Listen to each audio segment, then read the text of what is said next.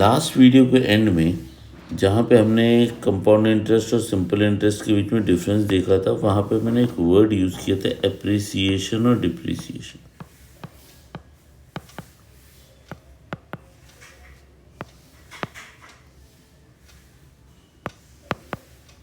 Appreciation word आपने सुना होगा, जब हम नॉर्मल इंग्लिश में यूज़ करते हैं तो ये होता है तारीफ करना। एप्रिसिएशन का अर्थ होता है जब हम अमाउंट, प्रिंसिपल, बैंकिंग में बोलते हैं, तब एप्रिसिएशन का अर्थ आता है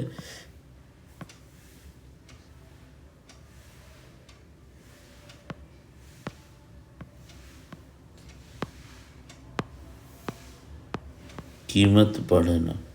अब कई बार ऐसा होता है कि आपने कोई ऑब्जेक्ट लिया, कोई आइटम खरीदा है, अब हर साल उसकी वैल्यू बढ़ती जाती है। जैसे एग्जांपल है सोना।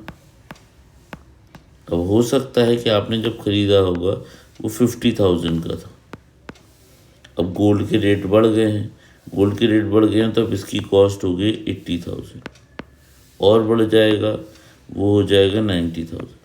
तो ये कहलाता है एप्रिसिएशन, कि हर साल उसका रेट बढ़ता जाता है। इसके ऑपोजिट डेप्रिसिएशन में क्या होता है? कीमत घटना। डिप्रिसिएशन का मतलब यहाँ पे सिर्फ पैसे से रिलेटेड बात नहीं है, ऐसी भी चीज़ें होती हैं जिनका नंबर बढ़ता जाता है। जैसे सोने के साथ साथ हम बोल सकते हैं पॉपुलेशन। पॉपुलेशन भी अप्रिसिएशन की कैटेगरी में आएगा, कि मान लो कि किसी शहर की पॉपुलेशन है 15 लाख, अब वो 15 लाख से कम नहीं होगा, वो 17 लाख हो जाएगा, 20 लाख हो जाएगा। अब पॉपुलेशन इंसानों की भी हो सकती है, बैक्टीरिया की भी हो सकती है, कि जब हमारी तबीयत खराब होती है तो एक बैक्टीरिया, 10 बैक्टीरिया, 1 लाख बैक्टीरिया हमारे अंदर जाते, वो मल्टीप्लाई करते और मल्टीप्लाई करके वो ग्रो करते। हम थोड़ा सा दही डालते हैं, थोड़ा सा बैक्टीरिया डालते हैं उसमें, लैक्टोबैसिलस, और वो ग्रो करके पूरे दूध को दही में कन्वर्ट कर देता है। तो वहाँ पे बैक्टीरिया की पॉपुलेशन बढ़ रही है। अब जो डेप्रिसिएशन होता है, कीमत घटने वाली बात है। कीमत घटने वाली बात, जैसे मान लो कि आपने एक कार खरीदी, कार की अभी कीमत है 20 लाख रुपए, लेकिन अगले ही दिन आप कार को बेचने जाओगे तो वो सेकेंड हैंड कहलाएगी। कोई उसके 20 लाख नहीं देगा, क्योंकि वो पुरानी हो चुकी, भले एक दिन हो। वो अब हो सकता है कि 18 लाख मिले, कुछ साल हो जाएंगे 10 लाख हो जाए, कुछ साल हो जाए वो मॉडल ही ख़त्म हो गए, लोगों ने उसको पसंद नहीं किया, हो सकता है आपको कार 5 लाख में बेचना पड़े। तो ये होता है डिप्रिसिएशन, जहाँ पे हर साल उस चीज़ की वैल्यू कम होते जाती है। अब मशीन है, मशीन आपने खरीदी, जब नई नई मशीन खरीदी थी तो हो सकता है कि 2 करोड़ की मशीन थी, आपने उसको यूज़ किया, अब आप सोच रहे हो कि दूसरा नई मशीन खरीदी जाए, और चाह रहे हो कि 2 करोड़ की मशीन जो आपने खरीदी थी वो बेच दो, तो कोई भी इसके 2 करोड़ रुपए नहीं देगा, क्योंकि वो पुरानी यूज्ड मशीन है। वो हो सकता है कि 1 करोड़ 90 लैक्स दे दे, जो भी है 2 करोड़ नहीं मिलेंगे, ये कम होता जाएगा डिप्रिसिएशन। अब एप्रिसिएशन और डिप्रिसिएशन का हमने सिचुएशन पहचान ली। अब इससे फ़र्क क्या पड़ेगा फॉर्मूले में? जब आपने पता लगा लिया कि एप्रिसिएशन है, एप्रिसिएशन के बीच में जो नया अमाउंट है, नई वैल्यू है, उसको हम नॉर्मली कंपाउंड इंटरेस्ट के फॉर्मूले से निकाल लेते हैं, जो कि कंपाउंड इंटरेस्ट में ये शो करता है कि वो उसकी वैल्यू बढ़ते जाती है। तो हम वो फॉर्मूला यूज़ करते हैं जो हमने लास्ट वीडियो में भी डिस्कस किया, P1 + R/100 to the power n। अब यहाँ पे जो R है वो बताएगा रेट ऑफ इंक्रीज, कि कितने रेट से वो इंक्रीज कर रहा है।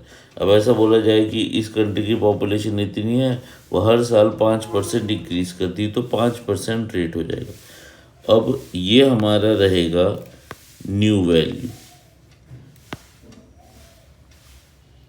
ये हमारा होगा ओल्ड वैल्यू।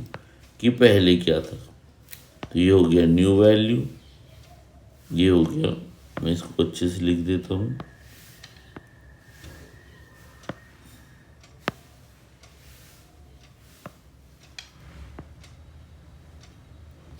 यहाँ पे ये है हमारा ओल्ड वैल्यू और ये है हमारा रेट ऑफ इंक्रीज कि कितनी रेट से बढ़ता जा रहा है।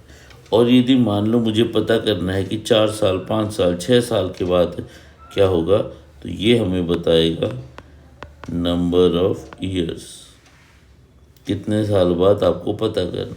जैसे आज की पॉपुलेशन यदि मैं दे दूं कि एक हमारा एक शहर है जिसकी पॉपुलेशन है 15 लाख 2025 में और रेट ऑफ इंटरेस्ट है 5% या 10% ले लेते हैं कैलकुलेशन को आसान करने के लिए।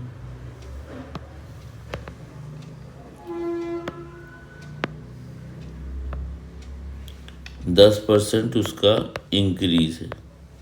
अब मैं यदि जानना चाहूँ कि 2030 में कितना होगा पॉपुलेशन, ये मेरी इच्छा है, तो ये है मेरा अभी की प्रेजेंट वैल्यू या ओल्ड वैल्यू।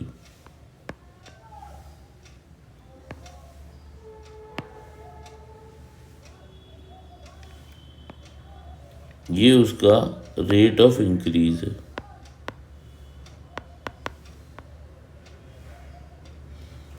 और यहाँ पे 2025 से 2030 मतलब 5 साल हो गए। 5 साल बाद मुझे पता करना है कि इस पर्टिकुलर सिटी का पॉपुलेशन क्या हो जाएगा। तो कितना हो जाएगा, ए इज इक्वल्स टू 15,000 जो अभी की वैल्यू है, 1 + 10/100 टू द पावर 5। इसे सॉल्व करोगे आप तो पता चल जाएगा 5 साल बाद यदि इसी शहर की पॉपुलेशन क्या हो जाएगी। ठीक है, और कितना इंक्रीज हुआ है इतने सालों में। तुम इसको हम जब कैलकुलेट करेंगे उसके बाद हमें एक अमाउंट मिल जाएगा। ठीक, इसको कैलकुलेट कैसे करेंगे वो हम डिस्कस करेंगे बाद में, अभी तो पहले आप समझ लीजिए। ये हमें दोनों को माइनस करके पता चल जाएगा। अब सेकंड केस आते हैं डेप्रिसिएशन पे। डेप्रिसिएशन में कीमत घट रही है तो वो हमारा रेट ऑफ डिक्रीज बताएगा। तो उसको इंक्लूड करने के लिए हमें फॉर्मूले में थोड़ा चेंज करना पड़ेगा। यहाँ पे